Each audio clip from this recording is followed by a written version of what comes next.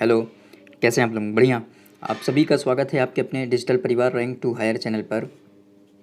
आज का जो थॉट्स है, मोटिवेशनल जो थॉट्स है कि जीवन की हर समस्या ट्रैफिक की लाल बत्ती की तरह होती है। यदि हम थोड़ी देर प्रतीक्षा कर लें तो वह हरी हो जाती है। और जीवन की हर समस्या क्या है? ट्रैफिक की तरह लाल बत्ती की तरह होती है। यदि हम थोड़ी देर प्रतीक्षा कर लें तो वह हरी हो जाती है। तो जीवन में धैर्य रखें, प्रयास करें और समय बदलता ही है। आप अगर क्या धैर्य रखेंगे, प्रयास करते रहेंगे तो आपको सफलता जरूर मिलेगी। चलते हैं, आगे बढ़ते हैं। आज की जो महत्वपूर्ण सुर्खियां हैं उन सुर्खियों के बारे में जानकारी प्राप्त करते हैं कि भारत और ऑस्ट्रेलिया के बीच आर्थिक सहयोग व्यापार समझौते पर हस्ताक्षर। प्रधानमंत्री मोदी जी ने कहा है कि इससे आपूर्ति श्रृंखला निरंतर बनाए रखने में मदद मिलेगी। आइए आगे देखते हैं। 2 अप्रैल 2022 को चैत्र शुक्लादि, तेलुगु और कन्नड़ नववर्ष उगादि तथा मराठी नववर्ष गुड़ी पाड़वा मनाया जा रहा है। राष्ट्रपति रामनाथ कोविंद ने तुर्कमेनिस्तान के राष्ट्रपति बर्दी मोहम्मदोव के साथ अशगाबाद में द्विपक्षीय वार्ता की। इस वर्ष मार्च महीने में जीएसटी जो संग्रह है अब तक के उच्च स्तर पर 1,42,000 करोड़ रुपए से ऊपर पहुंच गया है। हमारा जो जीएसटी संग्रह है वो इस वर्ष विश्व जो ऑटिज्म दिवस है। ऑटिज्म का मतलब होता है मानसिक जो बीमारी होती है, मानसिक विकार, मतलब जो आपका मस्तिष्क है उसका विकास ठीक से नहीं हो पाता। और ये बीमारी जो ऑटिज्म की बीमारी है वो बालकों में पाई जाती है, शिशुओं में पाई जाती है। तो इसके बारे में भी हम जानकारी प्राप्त करेंगे। अगला है तुर्कमेनिस्तान तापी गैस जो पाइपलाइन है उस परियोजना के बारे में जानकारी प्राप्त करेंगे। और साथ ही साथ श्रीलंका के बारे में जानेंगे कि श्रीलंका के जो राष्ट्रपति भवन है उस राष्ट्रपति भवन पर लोगों के द्वारा क्या किया गया, प्रदर्शन किया गया, हमला किया गया, जिसके कारण श्रीलंका में आपातकालीन जो स्थिति है उसको घोषित कर दिया गया है। कोरोना के जो नया वेरिएंट है उसके बारे में हम चर्चा करेंगे। WHO के द्वारा कोरोना का एक नया वेरिएंट है उसके बारे में बताया गया है। अभी भी पीछा नहीं छोड़ रहा है भाई साहब। अभी भी जहाँ से कोरोना स्टार्ट हुआ था फिर से वहाँ क्या एक भयावह स्थिति उत्पन्न हो चुकी है। चाइना में लॉकडाउन लग चुके हैं। विल स्मिथ के बारे में जानकारी प्राप्त करेंगे कि इन्होंने क्या किया, एकेडमी से इस्तीफा दे दिया है। इसके बारे में भी समझेंगे। आइए बढ़ते हैं अपने महत्वपूर्ण प्रश्नों की ओर। हमारा जो पहला जो महत्वपूर्ण प्रश्न है कि भारत और ऑस्ट्रेलिया के बीच जो आर्थिक जो संबंध है, जो व्यापार वाणिज्य पर जो समझौते हुए हैं उस पर प्रधानमंत्री ने कहा है कि इससे आपूर्ति श्रृंखला निरंतर बनाए रखने में मदद मिलेगी भारत को। ठीक है, भारत और ऑस्ट्रेलिया के बीच जो सहयोग पर, जो आर्थिक सहयोग हो गया, व्यापार वाणिज्य पर जो भी समझौता किया गया है उससे संबंधित है कि भारत और ऑस्ट्रेलिया के बीच 2 अप्रैल 2022 को आर्थिक सहयोग तथा व्यापार समझौते पर हस्ताक्षर किया गया है। वाणिज्य तथा उद्योग मंत्री जो पीयूष गोयल हैं और ऑस्ट्रेलिया के जो व्यापार, पर्यटन तथा निवेश मंत्री डैन तेहान ने समझौते पर हस्ताक्षर किए हैं। प्रधानमंत्री मोदी जी ने और ऑस्ट्रेलिया के जो प्रधानमंत्री कौन है, स्कॉट मॉरिसन। इंपॉर्टेंट है, पूछा जा सकता है कि ऑस्ट्रेलिया के प्रधानमंत्री कौन है। एक तो इसलिए इंपॉर्टेंट हो जाता है क्योंकि ऑस्ट्रेलिया और भारत के मध्य क्या होता है कि समझौता होता है, और उस समझौते के कारण क्या जो भारत के जो प्रधानमंत्री हैं नरेंद्र मोदी जी और ऑस्ट्रेलिया के जो प्रधानमंत्री हैं स्कॉट मॉरिसन के मध्य वर्चुअल माध्यम से इस अवसर पर क्या बातें होती हैं। वर्चुअल माध्यम से ये दोनों जुड़े रहे आपस में। प्रधानमंत्री नरेंद्र मोदी ने कहा कि इस समझौते को बहुत ही कम समय में अंतिम रूप दिया गया है जो भारत और ऑस्ट्रेलिया के आपसी विश्वास को दर्शाता है। समझौते को दोनों देशों के लिए एक सुखद क्षण बताते हुए उन्होंने कहा कि दोनों देशों के बीच आर्थिक सहयोग की अपार संभावनाएं हैं और ये समझौता आर्थिक अवसरों के लिए एक उचित मंच उपलब्ध कराएगा। इस समझौते से हिंद प्रशांत क्षेत्र में स्थिरता आएगी और आपूर्ति श्रृंखला को निरंतर बनाए रखने में मदद मिलेगी। मोदी जी ने कहा है कि ये समझौता जो है वो विद्यार्थियों के लिए, पेशेवरों के लिए और पर्यटकों के लिए आवागमन को भी सुगम बनाएगा। अब विद्यार्थियों के लिए कैसे कि यदि कोई जो विद्यार्थी है, स्टूडेंट है, वो ऑस्ट्रेलिया में जाकर शैक्षणिक गतिविधियों से जुड़ना चाहता है, किसी यूनिवर्सिटी में क्या एडमिशन लेना चाहता है तो उसके लिए भी आसान होगा। पेशेवर है किसी क्षेत्र से जुड़ने के लिए, जैसे अब पेशेवर है किसी क्षेत्र में, इंजीनियर हो गया, डॉक्टर हो गया, तो उसके लिए भी आसानी होगी। साथ ही साथ जो पर्यटन होगा उस पर्यटन को भी बढ़ावा दिया जाएगा। उन्होंने समझौते को अंतिम रूप देने वाली टीम के सदस्यों को भी धन्यवाद दिया है। ऑस्ट्रेलिया के प्रधानमंत्री कौन है? स्कॉट मॉरिसन ने कहा कि भारत और ऑस्ट्रेलिया के बीच जो सहयोग है वो उल्लेखनीय तरीके से क्या बढ़ा है। इस समझौते पर हस्ताक्षर होना कई क्षेत्रों में दोनों देशों के बीच मील का पत्थर साबित होगा। उन्होंने कहा कि जो आर्थिक साझेदारी के लिए नए द्वार खुलेंगे, दोनों देशों के मध्य जो आर्थिक गतिविधियां होंगी उसके लिए क्या एक नया द्वार खुलेगा।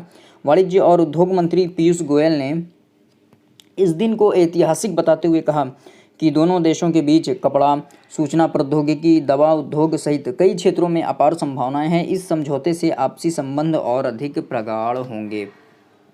आइए आगे बढ़ते हैं। राष्ट्रपति रामनाथ कोविंद की तुर्कमेनिस्तान यात्रा के बारे में, उससे संबंधित जो प्रश्न होगा, उससे संबंधित जो बातें होंगी, हम उन बातों को करते हैं कि राष्ट्रपति रामनाथ कोविंद ने तुर्कमेनिस्तान के राष्ट्रपति बर्दी मोहम्मदोव के साथ अशगाबाद में द्विपक्षीय वार्ता की।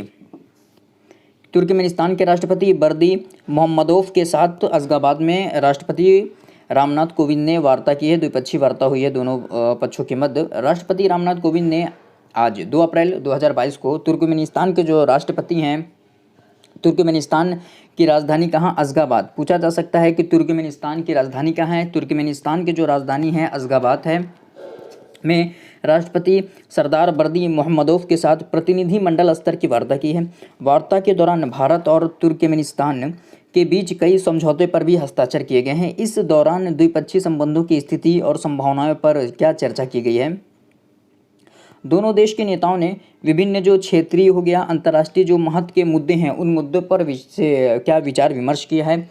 दोनों देश बहुआयामी साझेदारी, आर्थिक संबंधों और द्विपक्षीय संबंधों को और मजबूत करने के प्रयासों को तेज करने में भी सहमत हुए हैं। आइए देखते हैं कि तुर्कमेनिस्तान के जो राष्ट्रपति हैं उन्होंने कहा कि भारत की जो वित्तीय खुफिया इकाई और तुर्कमेनिस्तान की वित्तीय निगरानी सेवा के बीच समझौते से दोनों देशों के बीच आर्थिक सहयोग के जो ढांचा है उस ढांचे को क्या मजबूती मिलेगी। तुर्कमेनिस्तान के राष्ट्रपति ने कहा कि उनका देश भारत मध्य एशिया शिखर सम्मेलन ढांचे में भारत के लिए एक महत्वपूर्ण भागीदार है और दोनों देश भारत मध्य एशिया शिखर सम्मेलन से पारित रूपरेखा के तहत सहयोग और आगे बढ़ने पर सहमत हुए हैं।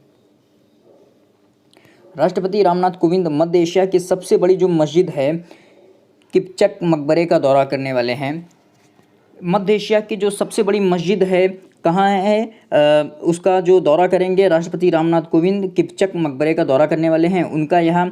उनका यहाँ ITEC/ICCR के पूर्व छात्रों से मिलने का कार्यक्रम है। शाम को तुर्कमेनी राष्ट्रपति द्वारा श्री कोविंद के सम्मान में आधिकारिक भोज का आयोजन ओगुजान पैलेस में किया जाएगा। राष्ट्रपति रामनाथ कोविंद तुर्कमेनिस्तान में जो मध्य एशिया की जो सबसे बड़ी मस्जिद है किपचक मकबरे का दौरा करने वाले हैं और साथ ही साथ जो ITEC/ICCR के जो छात्र हैं उन छात्रों से भी मिलेंगे रामनाथ कोविंद।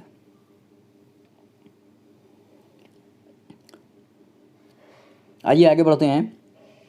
2 अप्रैल की न्यूज़ है कि 2 अप्रैल को चैत्र शुक्लादि, तेलुगु और कन्नड़ नववर्ष उगादि तथा मराठी जो नववर्ष है गुड़ी पाड़वा मनाया जा रहा है। नववर्ष की जो शुरुआत है, हिंदू नववर्ष की शुरुआत हो चुकी है। आज 2 अप्रैल से हिंदू नववर्ष की शुरुआत हो गई है। इससे विक्रम संवत या नव संवत्सर भी कहते हैं। देश के विभिन्न हिस्सों में अलग अलग नामों से इस दिन को मनाया जाता है। इसे तेलुगु और कन्नड़ में क्या उगादि के नाम से जाना जाता है। मराठी जो क्षेत्र है महाराष्ट्र में गुड़ी पाड़वा कहा जाता है। अन्य राज्यों में जैसे चैत्र शुक्लादि, चेती चंद, नवरेह और साजिबू चिरोबा भी कहा जाता है। जो नववर्ष है यह दिन चैत्र नवरात्रि की शुरुआत का प्रतीक है। आइए अगला क्वेश्चन की ओर बढ़ते हैं कि जो इस वर्ष मार्च महीने में GST जो संग्रह है अब तक के उच्च स्तर पर 1,42,000 करोड़ रुपए से ऊपर पहुंच गया है। मार्च महीने में वस्तु और सेवा कर GST है। GST का जो कर संग्रह है बढ़कर अब तक के उच्च स्तर 1,42,000 करोड़ रुपए से ऊपर पहुंच गया है। वित्त मंत्रालय ने कहा कि इस वर्ष मार्च में अब तक का सबसे अधिकतम जो GST संग्रह है वो किया गया है और यह जनवरी माह के 1,40,968 करोड़ रुपए के रिकॉर्ड GST संग्रह को पार कर गया है। पिछले वर्ष इसी अवधि की तुलना में मार्च 2022 में 15% अधिक जीएसटी राजस्व का संग्रह हुआ है। इस अवधि में आयात से प्राप्त राजस्व में 25% की वृद्धि हुई है। आयात से जो राजस्व होगा उससे क्या होगा, जो राजस्व की प्राप्ति हुई है उसमें क्या 25% की वृद्धि हुई है। घरेलू संचालन से प्राप्त राजस्व में पिछले वर्ष के मुकाबले इस वर्ष मार्च माह में 11% की वृद्धि हुई है। इसमें केंद्रीय वस्तु और सेवा कर CGST 25,830 करोड़ रुपए, राज्य वस्तु और सेवा कर जो SGST होता है 32,378 करोड़ रुपए, समेकित वस्तु और सेवा कर IGST 74,470 करोड़ और उपकर 9,417 करोड़ रुपए सम्मिलित है। आइए अगला जो महत्वपूर्ण प्रश्न है उस प्रश्न के बारे में जानकारी प्राप्त करें कि इस वर्ष विश्व ऑटिज्म जागरूकता दिवस का विषय है सभी के लिए समावेशी गुणवत्ता शिक्षा। जो विश्व ऑटिज्म जो दिवस है, जागरूकता जो दिवस है, वो 2 अप्रैल को मनाया जाता है, जिसकी जो थीम है, जिसकी जो विषय है सभी के लिए समावेशी गुणवत्ता शिक्षा।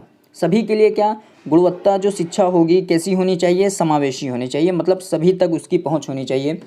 आज मतलब 2 अप्रैल 2022 को विश्व ऑटिज्म जागरूकता दिवस मनाया गया है। ऑटिज्म रोग के बारे में जागरूकता बढ़ाने और इस विकार से पीड़ित लोगों को प्रोत्साहन देने के उद्देश्य से यह दिवस मनाया जाता है। ऑटिज्म क्या एक मानसिक स्वास्थ्य से संबंधित बीमारी होती है जिसमें शिशु प्रभावित होते हैं, जिनका मानसिक जो विकास है वो रुक जाता है। यही ऑटिज्म से संबंधित बीमारी है।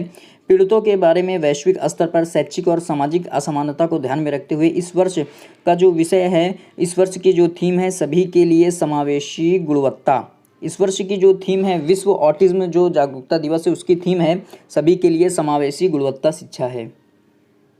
आइए आगे बढ़ते हैं।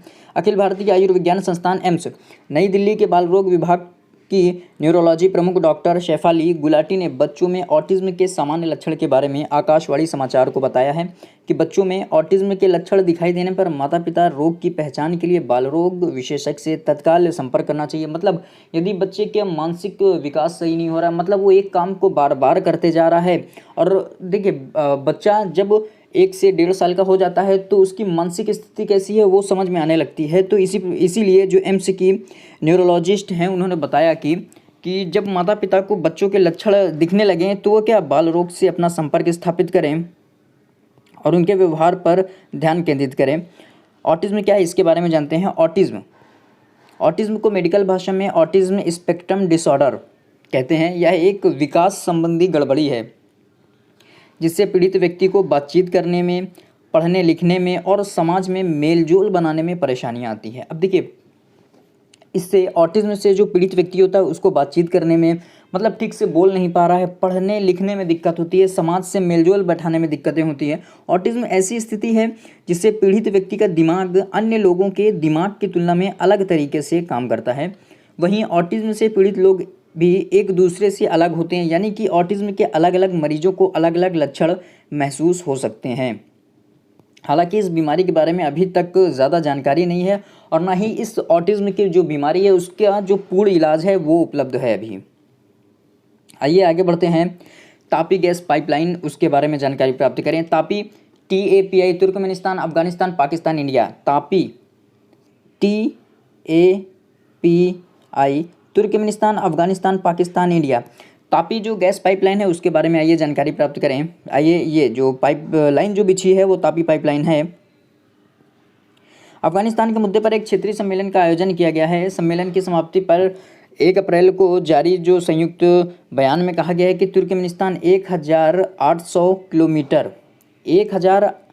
1800 किलोमीटर लंबी तापी गैस पाइपलाइन परियोजना को पूरा करेगा। इस परियोजना पर काम रुका हुआ है। यह पाइपलाइन अफगानिस्तान, पाकिस्तान से होकर भारत तक आएगी।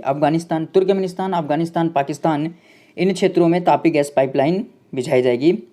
पूर्वी चीन के अनहुई प्रांत के तुनकसी में अफगानिस्तान के पड़ोसी देश के बीच विदेश मंत्रियों की तीसरी बैठक के बाद चीन के विदेश मंत्रालय ने संयुक्त बयान जारी किया है और बयान में कहा है कि पाकिस्तान तापी गैस पाइपलाइन पर काम फिर शुरू करने में सहयोग करेगा। बैठक में चीन, ईरान, पाकिस्तान, रूस, तंजानिया, तुर्कमेनिस्तान और उज्बेकिस्तान के विदेश मंत्री और उच्च स्तरीय प्रतिनिधियों ने भाग लिया है। आइए अगला जो आज का मोटिवेशनल कोट्स है जो आज का मोटिवेशनल जो थॉट्स है उसके बारे में देखते हैं कि ज़िंदगी खेलती भी उसी के साथ है जो खिलाड़ी बेहतरीन होता है। ज़िंदगी खेलती उसी के साथ है जो खिलाड़ी बेहतरीन होता है। दर्द सबके एक से हैं मगर हौसले सबके अलग अलग हैं। कोई हताश होकर बिखर जाता है तो कोई संघर्ष करके निखर जाता है। आइए बढ़ते हैं आगे और आज के जो इम्पोर्टेंट प्रश्न हैं उनको जानते हैं। श्रीलंका में राष्ट्रपति भवन पर सैकड़ों लोगों के प्रदर्शन के बाद सार्वजनिक आपात की स्थिति घोषित कर दी गई है। कहाँ? श्रीलंका में। श्रीलंका में जो राष्ट्रपति भवन है उस राष्ट्रपति भवन पर सैकड़ों लोगों ने क्या पत्थरबाजी की, प्रदर्शन किया, तो वहाँ पर क्या श्रीलंका में आपातकाल की स्थिति घोषित कर दी गई है। श्रीलंका में आपातकाल घोषित कर दिया गया है। अभूतपूर्व आर्थिक संकट से परेशान सैकड़ों लोगों के राष्ट्रपति भवन पर धावा बोलने के एक दिन बाद आपातकाल लगाने का निर्णय लिया गया है। देखो, अभूतपूर्व आर्थिक संकट की स्थिति उत्पन्न होगी। कोरोना काल आया जिसके कारण क्या है, औद्योगिक गतिविधियों में भी कमी देखी गई, लोगों के व्यापार वाणिज्य इस सब में घाटा उत्पन्न हुआ, जिसके कारण क्या आर्थिक संकट की स्थिति। साथ ही साथ श्रीलंका अगर बात करें, श्रीलंका में क्या अगर यदि खाद्यान्न की आपूर्ति नहीं हो पाएगी तो वहाँ पर खाद्यान्न की कमी उत्पन्न होगी। तो आर्थिक संकट की स्थिति पर सैकड़ों लोगों ने राष्ट्रपति भवन पर धावा बोल दिया। एक दिन बाद आपातकाल लगाने का फैसला लिया गया। राष्ट्रपति कौन है श्रीलंका के? गोटाबाया राजपक्षे ने कल 1 अप्रैल को राजपत्र जारी कर देश में तत्काल प्रभाव से आपातकाल की घोषणा की है। किस लिए श्रीलंका में आपातकाल लगाया गया है? आर्थिक संकट के कारण श्रीलंका में आपातकाल लगाया गया है। अब लोग आर्थिक स्थिति से जूझ रहे हैं। आर्थिक स्थिति से जूझने के कारण लोगों के पास आर्थिक जो स्थिति से वो उजागर होने के लिए कोई माध्यम नहीं था। तो लोगों ने क्या किया है, जो राष्ट्रपति भवन है वहाँ जाकर प्रदर्शन करने लगे, जिसके कारण क्या हुआ कि गोटाबाया राजपक्षे ने श्रीलंका में आपातकाल लगाने की सिफारिश कर दी, आपातकाल की घोषणा कर दी। राष्ट्रपति के खिलाफ देशव्यापी प्रदर्शन को देखते हुए सेना को बिना किसी मुकदमे के संदिग्ध लोगों को गिरफ्तार करने, हिरासत में रखने की अनुमति दे दी गई है। इससे पहले गुरुवार को मौजूदा आर्थिक संकट को हल में सरकार की विफलता पर विरोध प्रदर्शन के लिए लोग राष्ट्रपति आवास के बाहर एकत्र हो गए थे। प्रदर्शनकारियों की पुलिस से झड़प में पत्रकारों सहित 10 लोग घायल हो गए थे। कोविड महामारी के कारण क्या हुआ? कोविड महामारी के कारण पर्यटन क्षेत्र में बुरी तरह प्रभावित होने से श्रीलंका की अर्थव्यवस्था चौपट हो गई। अब देखिए, कोविड महामारी में क्या हुआ कि अंतर्राष्ट्रीय उड़ानें क्या थी, बंद थी। अब देश में आवागमन, देश क्या अगर जिले क्या मोहल्ले की बात करें तो मोहल्ले के स्तर पर क्या लॉकडाउन में आपको बाहर क्षेत्र में आवागमन आपका सब बंद कर दिया गया था। तो अब पर्यटन के क्षेत्र में क्या बुरी तरह प्रभावित होने के कारण, पर्यटन बंद होने के कारण कोविड महामारी के दौर में श्रीलंका की जो अर्थव्यवस्था है वो चौपट हो गई है। श्रीलंका में विदेशी मुद्रा भंडार घटने के कारण भोजन, ईंधन, बिजली, गैस की कमी हो गई। श्रीलंका ने मित्र देशों से आर्थिक मदद की है। अब श्रीलंका में देखिए, अब पर्यटन में बुरी तरह प्रभावित होने के कारण अर्थव्यवस्था उसकी चौपट हो गई, जिसके कारण क्या है, गैस की कमी हो गई। अब आर्थिक संकट की स्थिति उत्पन्न हुई, सरकार के पास अब पैसा ही नहीं ज़्यादा, तो क्या बिजली की उत्पादकता में भी क्या गिरावट देखी गई, ईंधन के स्तर पर कमी देखी जा रही है, भोजन लोगों को उपलब्ध नहीं हो पा रहा, जिसके कारण लोगों ने क्या प्रदर्शन कर दिया। आज एक इम्पॉर्टेंट प्रश्न है कोरोना के बारे में, जो WHO ने कोरोना का एक नया वेरिएंट के बारे में बताया है। आइए उसके बारे में देखें। WHO ने बताया कि फिर कोरोना बढ़ाएगा टेंशन। WHO का दावा है कि नया जो XE वेरिएंट ओमिक्रॉन BA.2 से 10% ज़्यादा संक्रामक है। BA.1, BA.2, BA first year, BA second year है। अब उसका दोनों का एक थर्ड ईयर वाला जो ब्रांच है वो आ गया है XE, नया वेरिएंट है। ठीक है, आइए समझते हैं इसको। कोरोना वायरस का एक नया वेरिएंट, म्यूटेंट वेरिएंट है XE। ओमिक्रॉन के सब वेरिएंट जो BA.2 है उसका क्या है, म्यूटेंट वेरिएंट कौन है, XE। ओमिक्रॉन का BA.2 का म्यूटेंट वेरिएंट है XE, जो क्या है BA.2 जो वेरिएंट है उससे 10% अधिक संक्रामक है। इसे लेकर WHO ने चिंता जाहिर की है। XE ओमिक्रॉन के 2 सब जो लीनेज हैं, BA.1, BA.2 का रिकॉम्बिनेंट स्ट्रेन है। WHO ने हालिया रिपोर्ट में कहा है कि जब तक इसके ट्रांसमिशन रेट और बीमारी के व्यवहार में महत्वपूर्ण बदलाव नहीं देखा जाता तब तक इसे ओमिक्रॉन वेरिएंट से ही जोड़कर देखा जा रहा है। रिपोर्ट के मुताबिक है, WHO ने जो रिपोर्ट दी है उसके मुताबिक है कि BA.2 की तुलना में इसकी जो कम्युनिटी ग्रोथ रेट है वो 10% अधिक होने के संकेत मिले। हालांकि इसकी पुष्टि के लिए आंकड़ों की आवश्यकता है। WHO का कहना है कि BA.2 सब वेरिएंट अब दुनिया भर के लिए सबसे बड़ी चिंता बन चुका है, जिसके सीक्वेंस्ड मामलों की संख्या 86% है। बता दें कि XE स्ट्रेन का पहला बार UK में 19 जनवरी को पता चला था और तब से 19 जनवरी से अब तक क्या 600 से ज़्यादा XE मामलों की पुष्टि हो चुकी है। WHO ने बोला है कि जो ओमिक्रॉन के BA.2 जो वेरिएंट है, इसका म्यूटेंट वेरिएंट कौन सा है, XE स्ट्रेन है, जो इससे 10% ज़्यादा खतरनाक है, उससे ज़्यादा संक्रामक है। ब्रिटेन की स्वास्थ्य एजेंसी HSA की मुख्य चिकित्सा सलाहकार सुजैन हॉपिकेस का कहना है कि अभी तक इसकी संक्रामकता, गंभीरता या उसके खिलाफ जो कोविड-19 टीकों की प्रभावशीलता के बारे में निष्कर्ष निकालने के लिए पर्याप्त सबूत नहीं मिले हैं। WHO ने रिपोर्ट में कहा है कि XE जैसे रिकॉम्बिनेंट वेरिएंट से होने वाले खतरों को लगातार मॉनिटर करता रहेगा और इससे जुड़े जो भी साक्ष्य होंगे सामने आते रहेंगे, अपडेट देगा। XE के अलावा WHO का एक अन्य रिकॉम्बिनेंट जो वेरिएंट है XD पर भी नज़र रख रहा है, जो कि डेल्टा और ओमिक्रॉन का एक हाइब्रिड मॉडल है। हाइब्रिड मतलब क्या है, वेरिएंट है। इसके ज़्यादातर मामले फ्रांस, डेनमार्क, बेल्जियम में पाए गए हैं। किसका, XD का, जो डेल्टा और ओमिक्रॉन का एक हाइब्रिड है वेरिएंट। WHO ने बताया कि अभी तक सामने आए नए साक्ष्य XD के ज़्यादा संक्रामक होने या इसके बहुत घातक परिणाम होने की पुष्टि नहीं हुई है, इसलिए फ़िलहाल इसे लेकर चिंता करने की कोई आवश्यकता नहीं है। WHO ने बताया कि जो XD जो वेरिएंट है कोरोना का, जो डेल्टा और ओमिक्रॉन के हाइब्रिड से बना है, एक हाइब्रिड क्या वेरिएंट है, तो इसके अभी घातक होने की अभी पुष्टि नहीं हुई है, तो ये ज़्यादा मतलब चिंता का विषय नहीं है। आइए विल स्मिथ के बारे में जानें, जिनको ऑस्कर अवार्ड दिया गया है सर्वश्रेष्ठ अभिनेता के रूप में। इनको ऑस्कर अवार्ड दिया गया है। इन्होंने क्या किया था, जब ऑस्कर अवार्ड दिया जा रहा था तो जो एंकर थे उसको तबड़ाक मार दिए थे, थप्पड़ मार दिए थे, जिसके कारण अब इन्होंने क्या किया है आगे, आइए उसको जानते हैं। विल स्मिथ, ऑस्कर नाइट में थप्पड़ कांड के बाद विल स्मिथ ने क्या एक कदम उठाया है कि इन्होंने एकेडमी से इस्तीफ़ा दे दिया है। ऑस्कर जो एक एकेडमी है उससे इस्तीफ़ा इन्होंने दे दिया है। द मैन इन ब्लैक के अभिनेता विल स्मिथ इन दिनों अपने अभिनय के लिए ही नहीं बल्कि ऑस्कर से जुड़े एक विवाद को लेकर सुर्खियों में हैं। इस बीच उनसे जुड़ी एक खबर और है जो उनके प्रशंसकों के लिए बड़ा झटका है, क्योंकि इन्होंने क्या किया है, एकेडमिक से इस्तीफ़ा दे दिया है। पिछले कुछ दिनों से सोशल मीडिया पर एक्टर विल स्मिथ का नाम चर्चा में बना हुआ है। द मैन इन ब्लैक के अभिनेता विल स्मिथ जैसे तुम काफ़ी मशहूर हैं दुनिया भर में विल स्मिथ की बड़ी फ़ैन फॉलोइंग है। लोग इनके दमदार अभिनय और फिल्मों के क्या हैं, प्रशंसक है। लेकिन इन दिनों क्या ये विवाद से घिर चुके हैं, बल्कि ऑस्कर से जुड़ा एक विवाद को लेकर सुर्खियों में हैं। इसी बीच उनसे जुड़ी एक खबर और है कि उनके प्रशंसकों के लिए बड़ा झटका। हॉलीवुड के मशहूर एक्टर विल स्मिथ ने academy of motion picture arts and sciences की मेंबरशिप से इस्तीफ़ा दे दिया गया है। विल स्मिथ ने क्या किया है कि academy of motion picture arts and sciences की जो मेंबरशिप थी उससे इस्तीफ़ा दे दिया है। उन्होंने यह कदम ऑस्कर अवार्ड के शो में होस्ट जो कौन थे, क्रिस रॉक को थप्पड़ मारने के बाद हुए विवाद को लेकर यह कदम उठाया है।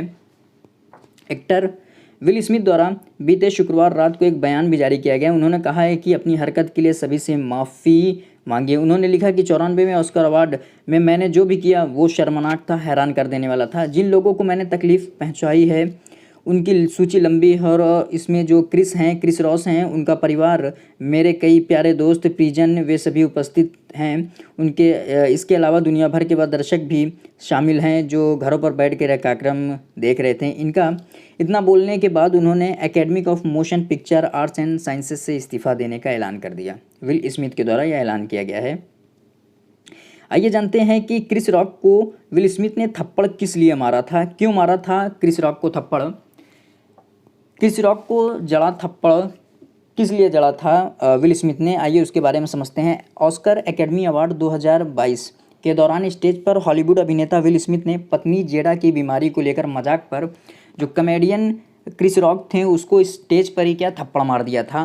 क्योंकि जो क्रिस रॉक थे उनकी बीवी गंजी है, मतलब उनके बाल नहीं हैं, तो विल स्मिथ की जो वाइफ हैं उनके बाल नहीं हैं, तो उनकी जो पत्नी है उसकी बीमारी को लेकर इन्होंने मजाक उड़ाया था, जिसके कारण विल स्मिथ ने क्या किया, क्रिस रॉक को स्टेज पर ही थप्पड़ जड़ दिया था, जिसके कारण यह घटना का जो वीडियो था वो जमकर वायरल हुआ था, जिसके कारण इन्होंने क्या किया, इस घटना पर शर्मिंदगी व्यक्त की है और उसके साथ ही साथ इन्होंने academic motion picture art and sciences से इस्तीफा दे दिया है विल स्मिथ के द्वारा। ये थे आज के महत्वपूर्ण प्रश्न जिनके बारे में हमने चर्चाएं की। कैसी लगी आपको वीडियो को लाइक शेयर कमेंट जरूर करिएगा, चैनल को सब्सक्राइब कीजिएगा। आज यहीं तक।